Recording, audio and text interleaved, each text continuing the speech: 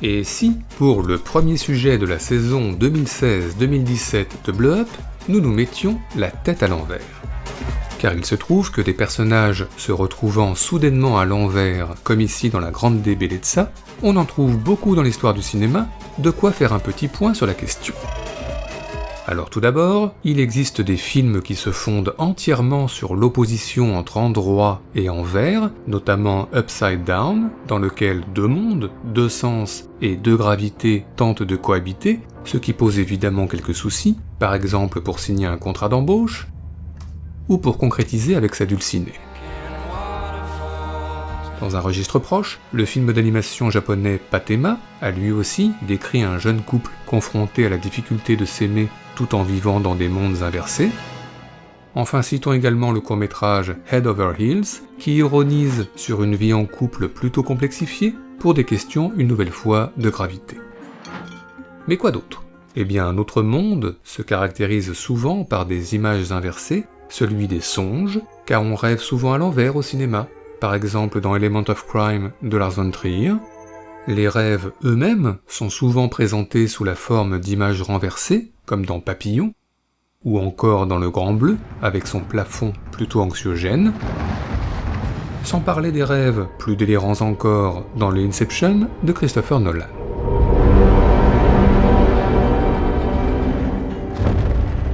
Enfin, continuité logique, le réveil se fait souvent au cinéma la tête à l'envers, en tous les cas dans le Stalker d'Andrei Tarkovsky, ou dans The Big Lebowski des frères Coen. Mais encore, eh bien puisque nous sommes dans les mondes parallèles, évoquons le trip, les drogues qui mettent la tête à l'envers, et littéralement, pour Ewan McGregor dans Trainspotting, pour Jennifer Connelly et Jared Leto dans Requiem for a Dream, sans oublier l'impayable Lloyd Bridges, accro à la colle dans Y a-t-il un pilote dans l'avion? Enfin, lorsque l'on boit un coup de trop, attention au lendemain difficile, et ce n'est pas Ingrid Bergman, toute retournée dans Les Enchaînés, qui nous contredira. Feel better? Mais à part ça, eh bien présenter son personnage la tête à l'envers permet souvent de signifier son inadéquation au monde. C'est le cas notamment de James Dean, dans La Fureur de vivre, en conflit avec ses parents et qui du coup ne voit pas les choses tout à fait dans le même sens qu'eux. Idem pour la jeune fille de Thailand, de Terry Gilliam, qui s'évade dans un monde imaginaire et qui se trouve à de nombreuses reprises le visage à l'inverse. Sinon, Tim Roth, dans L'homme sans âge, remonte le temps et se trouve du coup confronté à de nombreuses images inversées. Enfin, la mort, le deuil, se présente souvent inversé. C'est la vie de Monica Bellucci qui va bientôt basculer dans Irréversible, ou c'est la vie de Charlotte Rampling qui vient de basculer dans Sous le sable. À part ça, dans un registre différent, un genre, la science-fiction, a toujours fait la part belle aux images sans dessus-dessous, loi de la gravité contestée oblige. Que ce soit dans une station en orbite de Saturne dans Interstellar, ou à l'intérieur d'un grand vaisseau dans 2001, ou d'une petite capsule de fortune dans Gravity, quand ce n'est pas tout simplement dans l'immensité de l'espace dans Mission to Mars. Des jeux avec la pesanteur qui nous font penser que dans un univers plus réaliste, on ne compte plus les cambriolages, les casses qui se font la tête à l'envers, dans Top Capi de Jules Dassin évidemment, dans Mission Impossible le premier encore plus évidemment, sans oublier le mauvais pantalon de Wallace dans Wallace et Gromit. Mais les vols plus modestes se font aussi parfois à l'envers, en tous les cas dans Slumdog Millionnaire ou dans certains M Show. Enfin, terminons ce tour d'horizon par les nombreux baisers tête-bêche de l'histoire du cinéma. On se souvient de celui de Trust Me d'Al Hartley, ou celui clôturant My Blueberry Night de Wong Kar-wai. Mais comment ne pas citer le baiser humide entre Kirsten Dunst et Tobey Maguire dans Spider-Man, ou variation sur le même thème, celui entre Thomas Salvador et Vima Laponce dans Vincent n'a pas d'écailles. Tu me rejoindras ? L'amour est donc souvent une question d'inverse, qu'il soit inassouvi entre Jean Marais et Maria Casares dans Orphée, Je vais te quitter. ou qu'il soit assouvi dans The Doom Generation de Greg Araki, I think maybe it's more powerful than we'd like it to be. qu'il soit murmuré dans Blue Velvet, ou qu'il soit chanté dans les chansons d'amour, le cœur sec et les yeux gonflés, qu'il soit à trois dans le Love de Gaspard Noé, ou qu'il soit tout seul dans le Kaboom de Gregg Araki, encore lui. What are you doing? Bref, si on ajoute Seymour Cassel marchant sur les mains dans Minnie et Moscovitz, et Tony Curtis et Burt Lancaster marchant eux aussi sur les mains dans Trapèze, si on ajoute les aveux obtenus de force par Russell Crowe dans LA Confidential, et les excuses obtenues de force aussi par Kevin Kline dans Un poisson nommé Vanda, All right, I apologize. You're really sorry? I'm really, really sorry. I apologize unreservedly. mais aussi les prisonniers Jamie Foxx dans Django Unchained, Mark Hamill dans l'Empire contre-attaque, Heather Matarazzo dans Hostel 2, ou les adolescents du labyrinthe La Terre brûlée. Enjoying the view? Si on ajoute Michael Keaton haut perché dans Batman, Richard Gere haut perché aussi dans American Gigolo, et Kyle MacLachlan haut perché toujours dans Twin Peaks. Sans oublier Vanessa Paradis dans La fille sur le pont, Jean-Pierre Léaud dans Les 400 coups, et la famille Griswold dans Vive les vacances. Is it supposed to stay upside down like this? Et puis l'accident d'avion de Denzel Washington dans Flight, et l'accident d'avion du dictateur de Chaplin. We're upside down. I know it. Give me that stick. Impossible.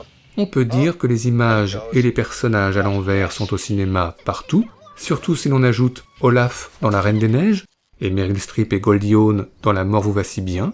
Do you remember where you parked the car? Et surtout si l'on ajoute la chute d'Alice dans Alice au pays des merveilles version Disney, et la chute d'Alice dans Alice au pays des merveilles version Tim Burton.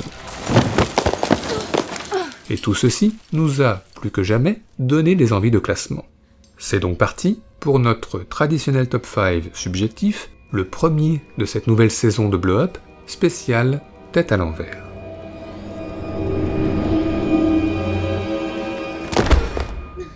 Notre numéro 5, commençons par une ouverture de film et pas n'importe laquelle, celle d'Apocalypse Now de Francis Ford Coppola, et plus précisément le trip à l'envers de Martin Sheen sur le The End des Doors.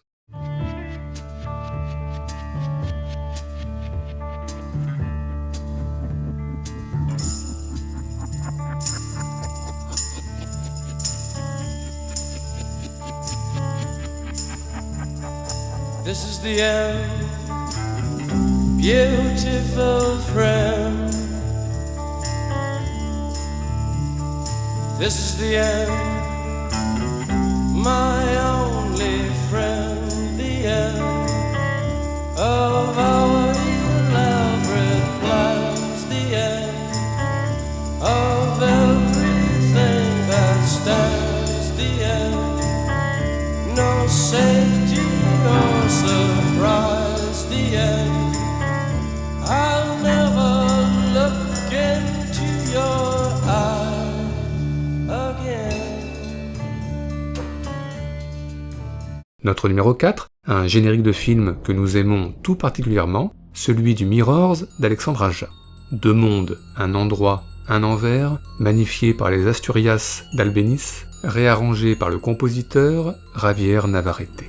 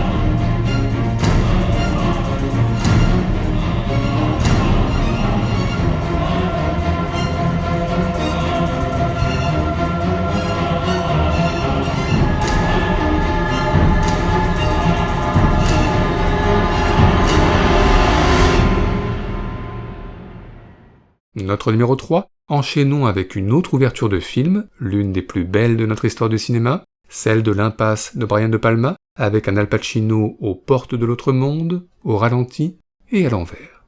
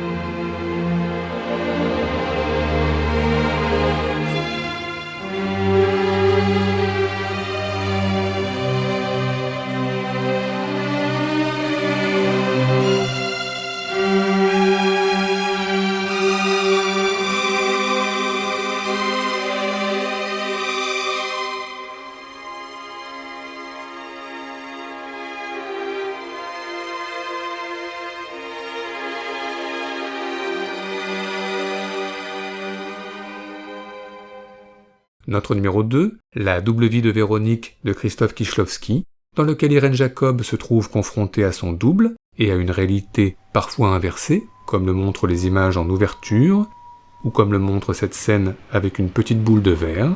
Une Irène Jacob, du coup, confrontée tout au long du film à des problèmes de gravité, attirée vers le haut, mais irrémédiablement rappelée vers le bas, attirée vers le haut, mais irrémédiablement rappelée vers le bas.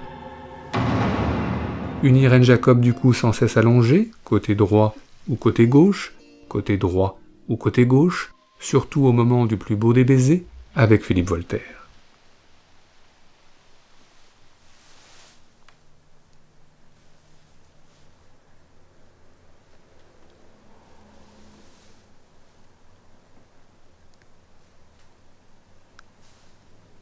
Au moment de m'endormir, j'ai fait tomber un drap. Je t'aime. Je t'aime.